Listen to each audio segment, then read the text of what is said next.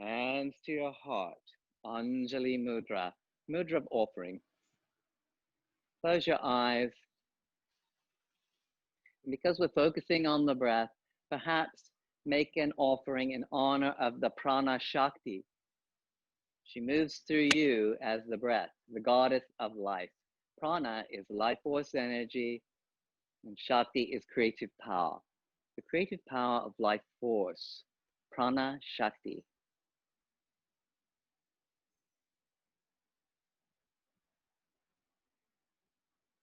Gently open your eyes, receive a full breath. Exhale, arms to your sides.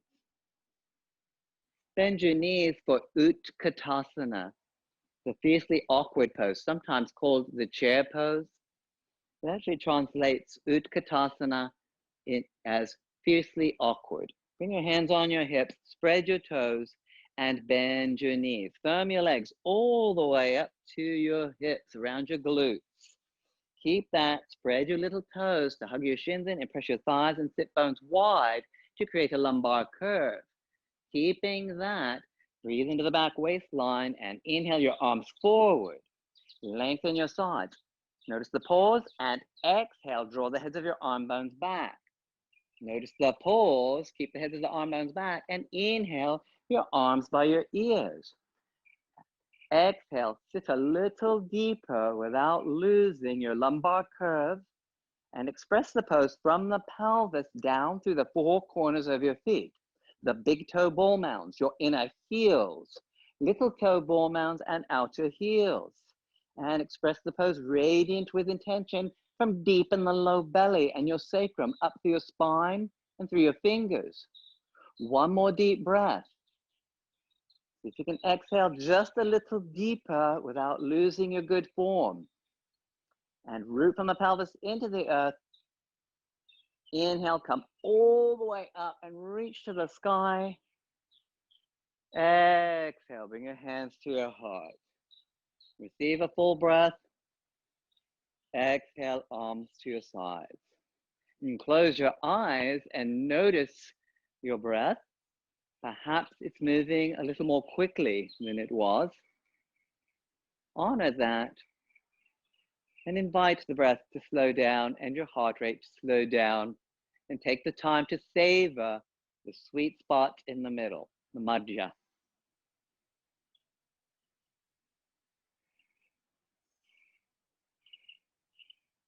Your eyes are closed, gently open them. We'll bring the hands to the hips once again. This time we'll do a standing pose on one leg. If you need to be near a wall or have a chair nearby, have that in front of you.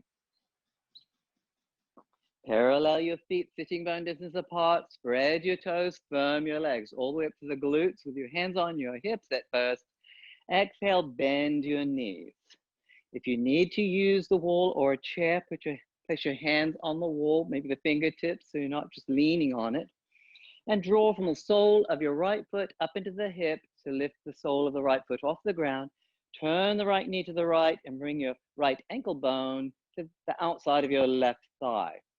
And spread your little toes towards your outer ankles. So the right little toe is reaching behind you to hug your shin in, your outer shin in, and keeping that, press your thighs and sit bones wide to create a lumbar curve, and bring the coccyx lightly in to tone your low belly. And hinge from the hips a little more without losing the lumbar curve, and bend the standing leg a little more without losing the lumbar curve. And express the pose with weight from the pelvis down through the four corners of the standing foot, and from deep in the low belly, long through your spine. Take the heads of your arm bones back. Sit down a little deeper without losing the arch in your low back. Invite the right knee down towards the earth, out to the side a little more. One more deep inhalation here and hold. And exhale, go a little deeper. Root from the pelvis into the four corners of the standing foot to come all the way up into a number 4 shape, a variation of tree. And exhale, push the air down with your right foot to return to mountain pose. March in place. Notice the difference between your 2 feet and your 2 hips. And stop in Tadasana with feet parallel and sitting bone distance apart. And close your eyes. And invite your heart rate and your breath to slow down, returning to the breath and noticing those sweet places in the middle. You may have noticed that there's a calmness and a greater opportunity to experience a more blissful state when we focus on the breath. I find it to be very true. But own your experience or whatever it is. Your experience is always valid. Gently open your eyes for the second side. Firm your legs by spreading your toes and tone all the way up to your glutes. Bring your hands to your hips, bend your knees. Shift the weight to your left foot and draw from the right foot and draw from the sole of the left foot up into your hip. Turn the knee out and take the ankle bone to the outside of the right thigh. You can touch your chair or a wall. Hug your shins in by spreading your little toes towards your outer ankles and widen your thighs, widen your sit bones to get a lumbar curve. Keep the lumbar curve, but reach your coccyx forward to tone the low belly without losing the lumbar curve. Receive a full breath into the back waistline and begin to lower your hips and hinge from the hips. Bend the standing leg. Root from the pelvis into the 4 corners of the standing foot. The big toe ball mound, the inner heel, little toe ball mound, and outer heel. Invite the left knee down towards the earth or back behind you some more. Express the pose from the pelvis, long through your spine to the crown of your head with the heads of your arm bones back.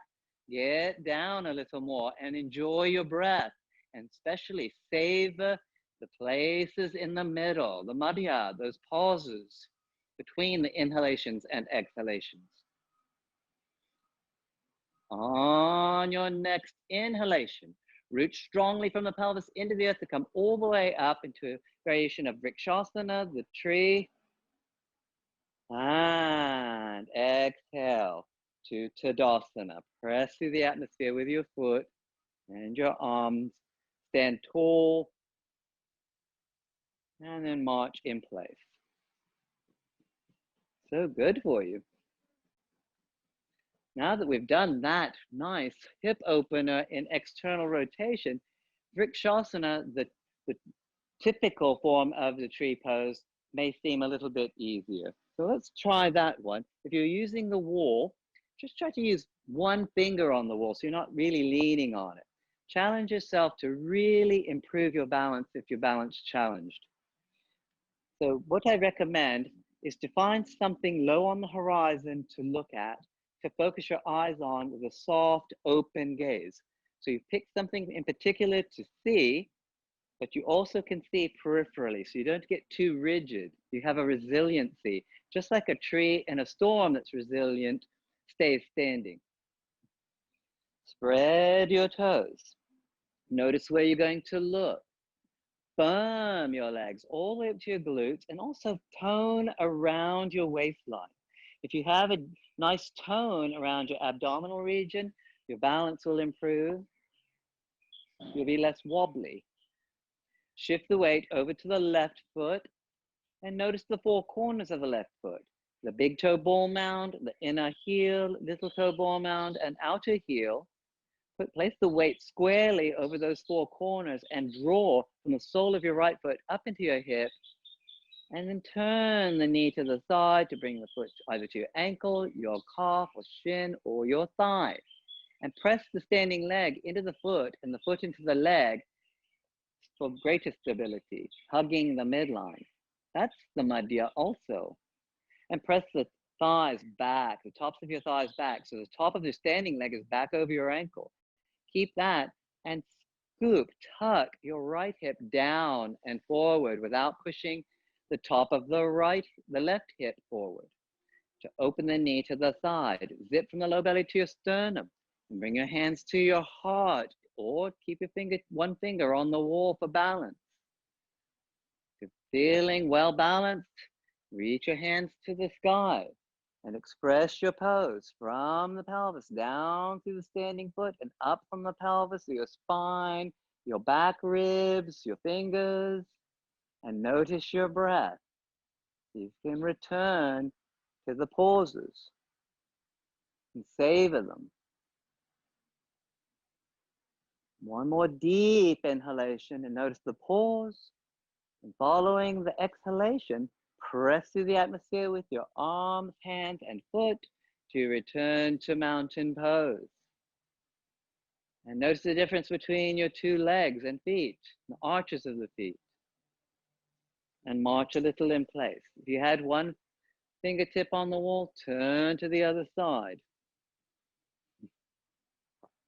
Parallel your feet with one another and spread your toes.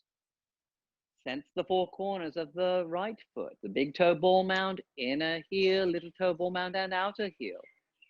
Keep them squarely placed on the earth. Shift the weight strongly into those four corners and draw from the sole of your left foot up into your hip.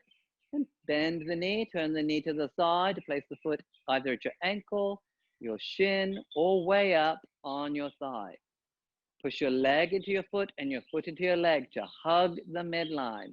That's another form of the madhya, the place in the middle. That's a powerful place of steadiness and stability. Keeping that, press the tops of your thighs back and resist the top of your left thigh back over your ankle.